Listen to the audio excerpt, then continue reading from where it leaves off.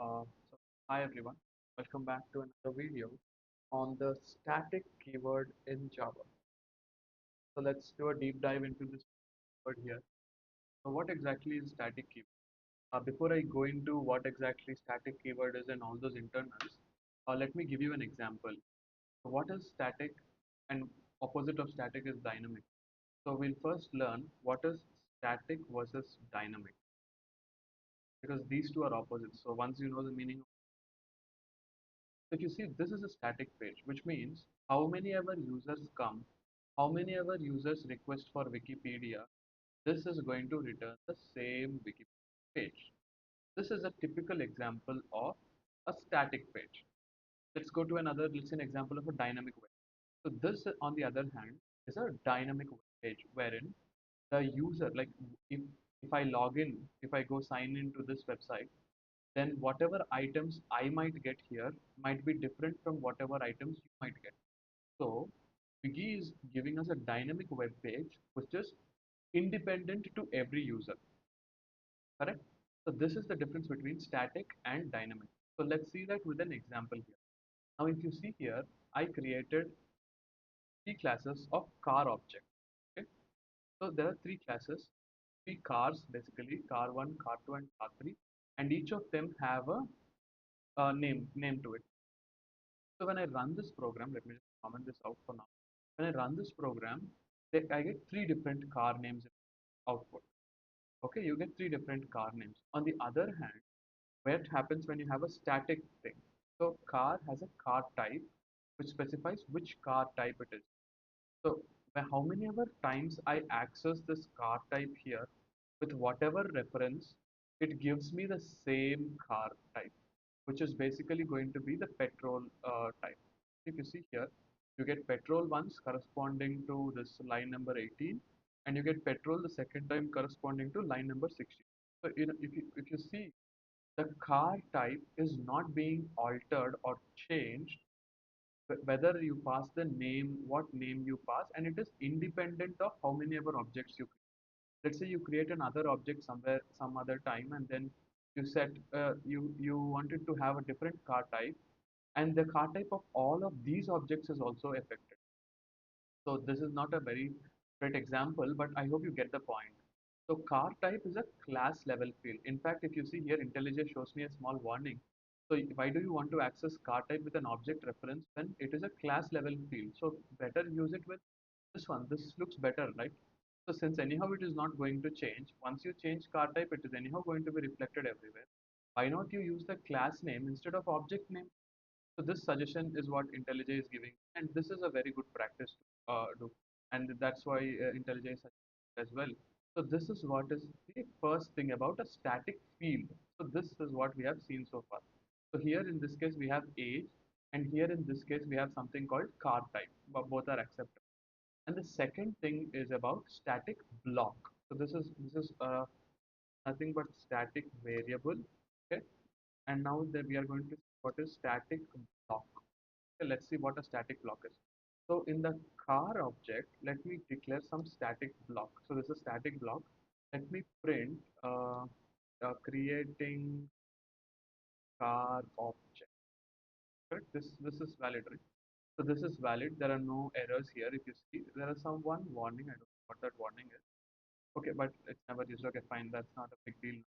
So I have a car object here. So just go into the comment section now and tell me how many times will this static block be executed? How many times? Okay, so now it is just going to be one time. Why? Because the static block is executed only once during the creation of the first object. So whenever you create this car, correct, this car one, at that moment, your static block will be executed, and for every other object from then on, the static block will not be executed.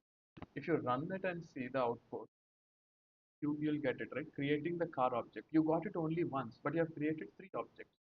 Correct. So this is the benefit of having static block. Like suppose, let's say your class has some critical logic wherein it wants to connect to some database before like database and do some operations. So connecting establishment to the database, you can do it in static block. Once your connection is established with database in the static block, later on you can come and you can access the connection. Like you can have, let's say you have something like, let's say, public connection, something like this you have, and then here you can make the connection, you can make connection, and then you can update your connection, well, connection to whatever connection created. Okay. Okay, so the DB connection you can update it, and then all the methods here, right? You can while fetching the logic, while fetching it from DB, you can use this connection to get your thing done. So you don't want every single time, you create an object to go make a connection to the DB, right? So that kind of logic can be optimized with the use of static keyword in Java. Okay, static block. Sorry, this is what is a static block. Now we are going to see about message. So now I explained you the use case, correct? Like the use case for static blocks we have discussed.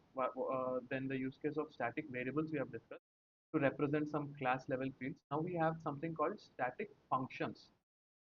So these are static functions. So what does a static function mean? So even if you see one of the best example of static function is in fact this public static void main. So this is also main method, which is the entire brain of how a Java program runs is in fact a static method. So how does this work? So if you see, static methods are methods which you can call without an object creation. Okay. So let's say, see here, I have something called get name. Okay, I'm just moving these examples for the name for this. So here, can I call car dot get? No. Why isn't this possible? This gives me an error here. It says get name reference cannot be referred from a static context. Why can't it be referred? Because you're not creating an object. You're not creating an object and you're trying to access an instance variable. So you get an error. So what is the fix for this? You have to access it with the object. So when you say object dot get name, this is perfectly fine.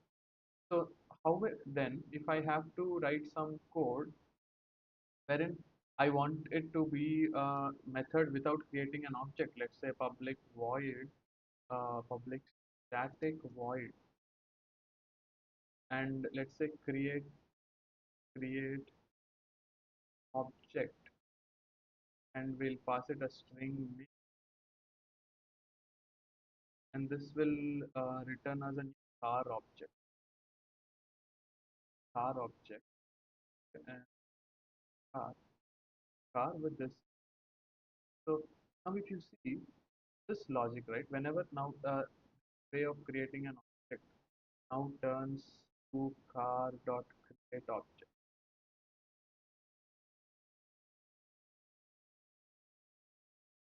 with, let's say, so this way of creating object, now this code, you have moved the users of new keyword here, which is of course we are using it here anyway. But what this does is now we are able to call a method without creating its object. Correct? Sorry, without creating, yeah, from a class you are calling a method. So this kind of functionality is what you get from static keyword. Of course, you can call create object from an object as well. You can do that.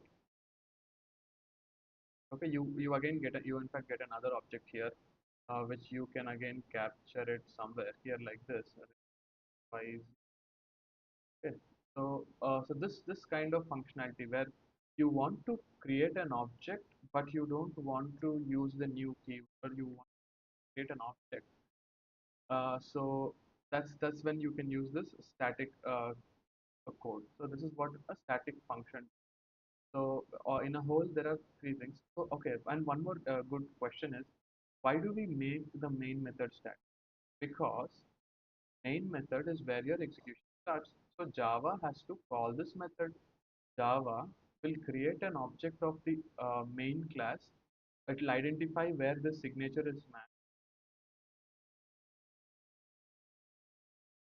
So Yeah, so that is the three important static related features that one must be aware of. So what is a static variable? Static variable is a class level variable, just to summarize everything that we have discussed so far. And what is a static block? Static block is a piece of code that is executed only once during the object creation, that too a special first object. What is a static message?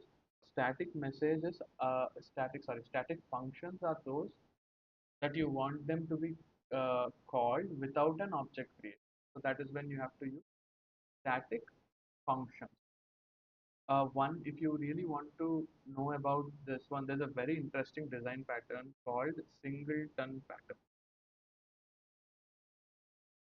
Okay, I'm getting it wrong. It's called singleton pattern. What this says is, ask me whenever you want an object.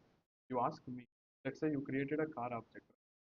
So okay, not this example might, but what singleton pattern says is, whenever you want to, let's say you want to create only one object and that object has to be used everywhere in your application. So in that case, you can use a static method like this called create object. And whenever you call this create object, the same object will be returned every time. Get it? So I'll make another video on singleton pattern that will show you that will serve as a very good example for static functions. So that is the thing. Blocks and yeah. So that's it for today.